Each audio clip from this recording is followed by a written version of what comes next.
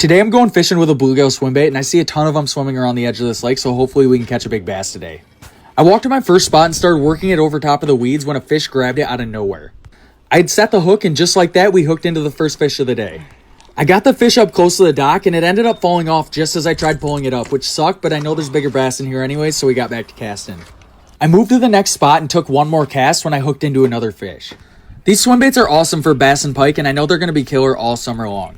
My favorite way to fish them is by working them slowly over tall weeds, and bass will come up off the bottom and grab them out of nowhere. You can get them right now on TikTok Shop, so go click the orange shop button in the bottom left of the video to check them out.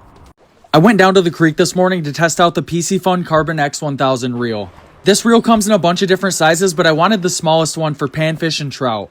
I wasn't having much luck after an hour of fishing, so I decided to move to a local lake that I knew I could catch fish at. I decided to throw on a tiny soft bait for panfish and accidentally hooked into a bass almost right away.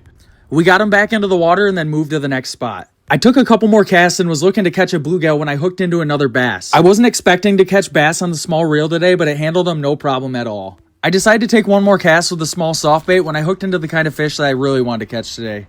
These reels come in a bunch of different sizes, so whether you're looking for a trout, bass, panfish, perch, or any other kind of reel, there's a size that'll fit your needs. You can get it right now on TikTok Shop for a great price. Go click the orange shop button in the bottom left of the video to check them out.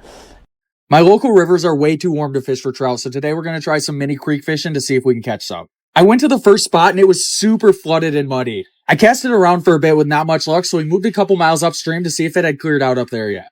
The headwaters of this creek are too tight to even wade through, so I started bow and arrow casting at this bridge crossing that I found.